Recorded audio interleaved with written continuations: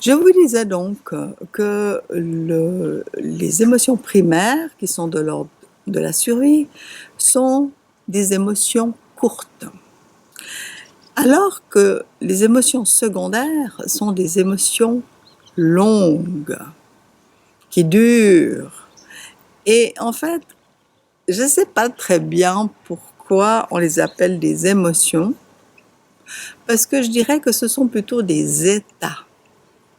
Un état qui est quelque chose on ne sait pas bien quand c'est que ça commence, on ne sait pas bien quand c'est que ça finit, ça peut durer assez longtemps ou pas trop, enfin c'est très peu défini, ce sont des états. Et les émotions secondaires ressemblent plus à des états. Mais voilà, ça a été défini comme des émotions secondaires, alors on va les prendre comme ça.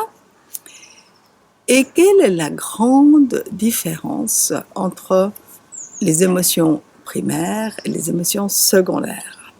Alors là, je vous propose de noter ça parce que c'est une question que je vais vous poser. Soit à la fin de cette vidéo, ou soit dans la prochaine, je vais vous poser cette question.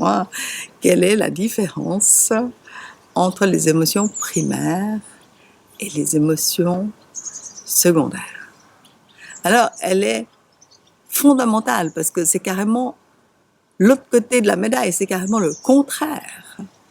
Quand on se posait la question est-ce que c'est inné ou est-ce que c'est acquis, nous avions dit les émotions primaires sont innées.